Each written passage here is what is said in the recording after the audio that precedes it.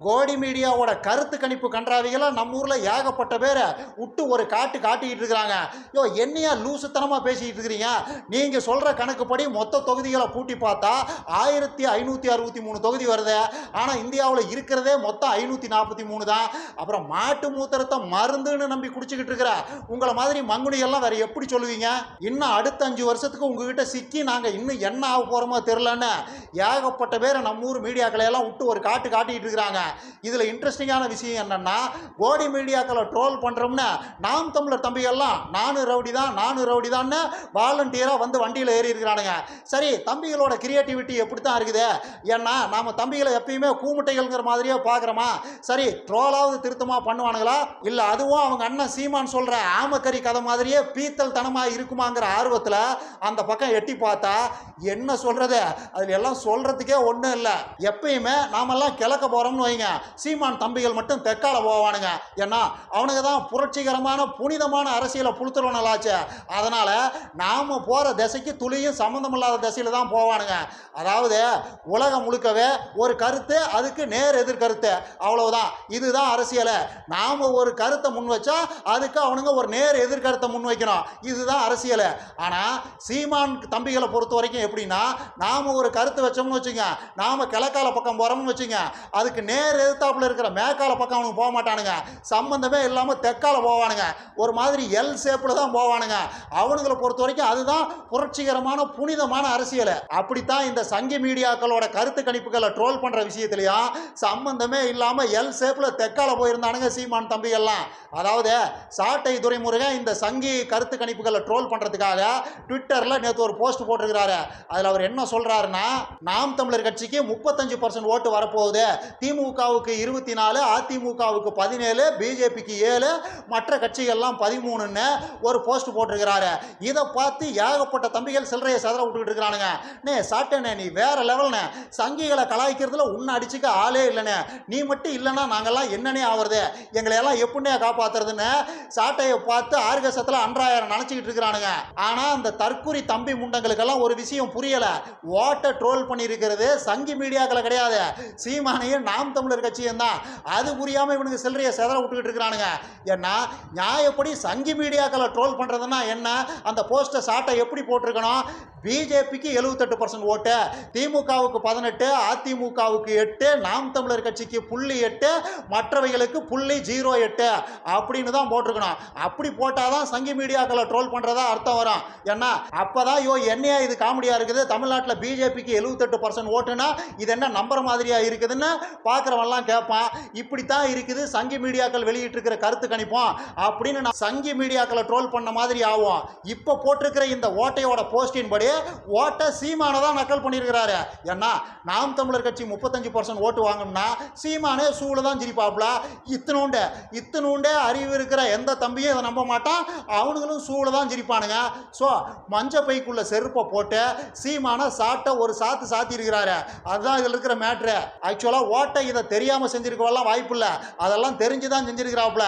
சீமான் மேலே என்ன கடுப்புன்னு தெரியல. ஏதாவது திரள் நிதியை பங்கு பிரிக்கிறதுல ஏதாவது பிரச்சனையா, இல்லை இந்த திருச்சி சிவா விஷயத்தில் திருச்சி சிவா சாட்டை துரைமுருகனையும் மற்ற நாம் தமிழர் தம்பிகளோட குடும்பத்தையும் விட்டு ஒரு காட்டுறாருல, அந்த விஷயத்தில் அண்ணன் இன்னும் எந்த பதிலையும் சொல்லாமல் இருக்கிறாரு. திருச்சி சிவாவை கண்டிச்சு எதையும் பேசாமல் இருக்கிறாரு.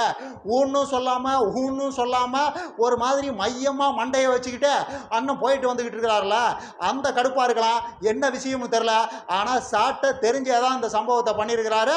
சீமான சந்தி சிரிக்க வைக்கிறதுக்கு இப்போதைக்கு இதை விட்டா நல்ல சான்ஸ் கிடைக்காது, அடுத்த சான்ஸ் இன்னும் 2 வருஷத்துக்கு அப்புறம் தான் கிடைக்கும்னு இப்பயே ஒரு காட்டி விட்டாரு. இதே மாதிரி எல்லாரும் கிழக்க போனா சீமான் தம்பிகள் மட்டும் கிறுக்குத்தனமா எல் ஷேப்ல தெற்க தான் போவானுங்கன்றதுக்கு இன்னொரு உதாரணம் சொல்றேன். அதாவது ஒரு 4 நாளைக்கு முன்னாடி கலாட்டா வாய்ஸ் யூடியூப் சேனலுக்கு கஸ்தூரியும் சீமானோட இன்னொரு தம்பியான இடும்பாவனம் கார்த்தியும் ஒன்னா சேர்ந்து ஒரு பேட்டி கொடுத்திருந்தாங்க. அதுல தம்பி இடும்பு, அந்த பேட்டி எடுத்த தேவேந்திரன், கூடவே உட்கார்ந்திருந்த கஸ்தூரி, அப்புறம் அந்த பேட்டியை பார்த்த நம்ம எல்லாத்தையும் சேர்த்து காண்டாக்குற மாதிரி வேற லெவல்ல ஒரு பதில் சொன்னாரு பாருங்க. ராகுல் காந்தி பிரதமர் ஆயிடுவாரா?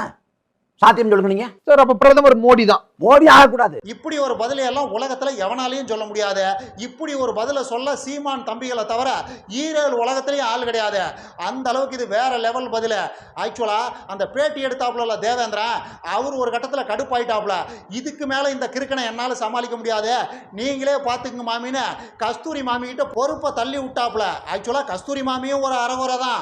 அட்டென்ஷன் சீக்கிங்காக எதையாவது கிறுக்குத்தனமா பேசி நம்மளை எவனாவது ஏறெடுத்து பார்க்க மாட்டானான்னு ஏங்கிற ஒரு அறகுறை தான் அந்த அம்மாவும்.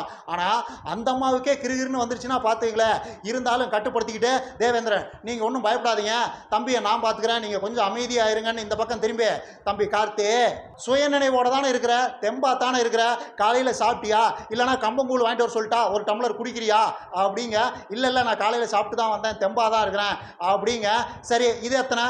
2, இது 3. ரைட்டு, தெளிவாக தான் இருக்கிற, நல்லா கேளு, அவசரப்பட்டு பதில் சொல்லணும்னு ஒன்றும் அவசியம் கிடையாது. நல்லா நான் கேட்குற கேள்வியை உள்வாங்கிக்கிட்டு அப்புறமா பதில் சொல்லு. இப்போ நடந்திருக்கிற இந்த எலெக்ஷனில் ரிசல்ட்டுன்னு ஒன்று வரும்ல? ஆமாம் வரும். அதில் யார் ஜெயிப்பா? காங்கிரஸா பிஜேபியா? அடுத்த பிரதமரா யார் வருவா? ராகுலா மோடியா? இதுக்கு மட்டும் ஒரு வார்த்தையில், ஒரே ஒரு வார்த்தையில் சிம்பிளாக பதில் சொல்லுங்க தம்பி, போதும், ரொம்ப அலட்டிக்க வேண்டாம் அப்படின்னு ரொம்ப மென்மையாக தான் அந்த அம்மா கார்த்திகிட்ட கேள்வியை கேட்குது.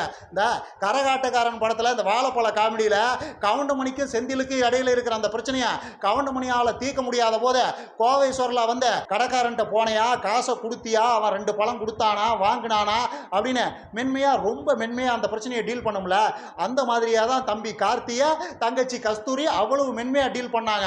ஆனால் அதுக்கும் துளிகோட அசராமல் நம்ம கார்த்தி என்னன்னாருன்னா, 2 பேருமே ஜெயிக்க மாட்டாங்கன்னு சொல்கிறான், அப்புறம் திரும்ப திரும்ப அதே கேள்வியை கேட்டுக்கிட்டு இருக்கிறீங்க அப்படின்னு கோவப்பட, அவ்வளவுதான். கிட்டத்தட்ட கஸ்தூரிக்கு கண்ணை கட்டிருச்சு.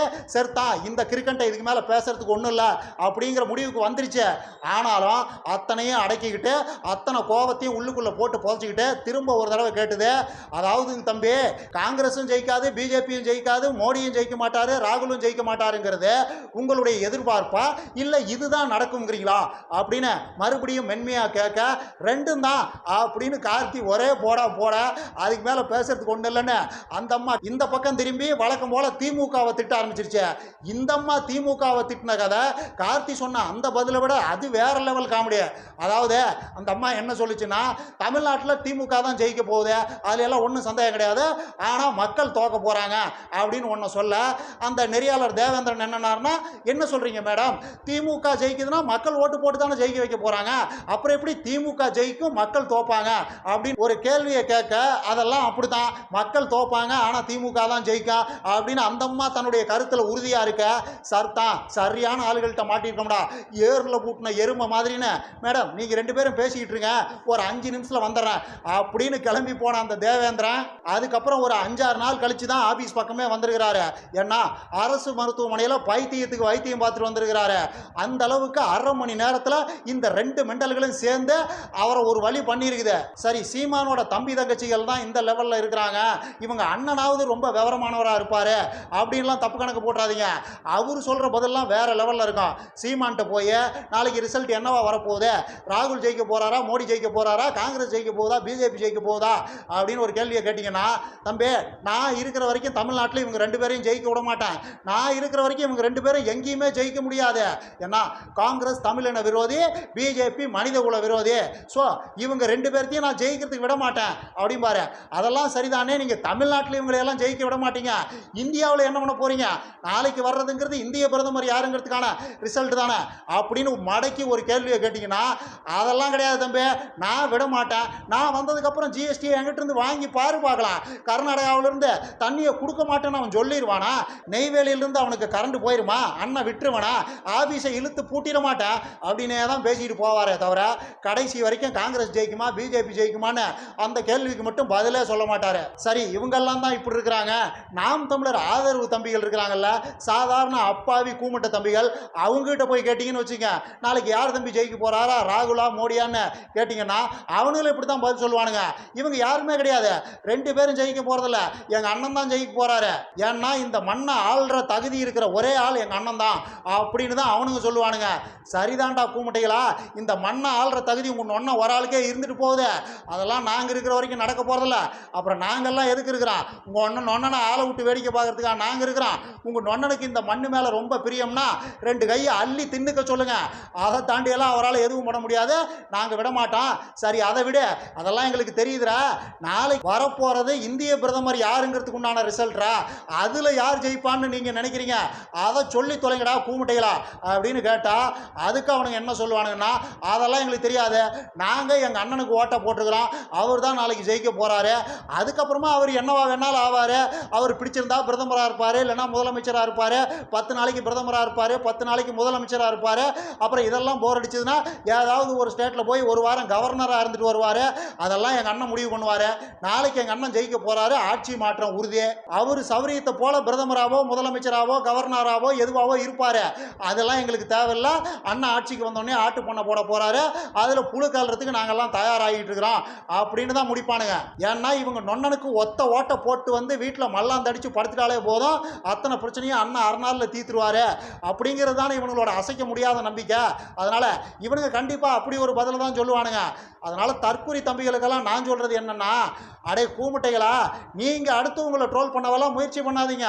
ஏன்னா நாம் தமிழர் தம்பிகளை விட பெஸ்ட்டான ட்ரோல் மெட்டீரியல் உலகத்திலேயே கிடையாது. உங்களை விட தற்குறிகள் உலகத்திலேயே கிடையாதுடா சீமான் தம்பிகளா. இன்னும் நிறையா பேசலாம். லைக் பண்ணுங்கள், ஷேர் பண்ணுங்கள், கமெண்ட் பண்ணுங்கள், மறக்காமல் சப்ஸ்கிரைப் பண்ணிடுங்க.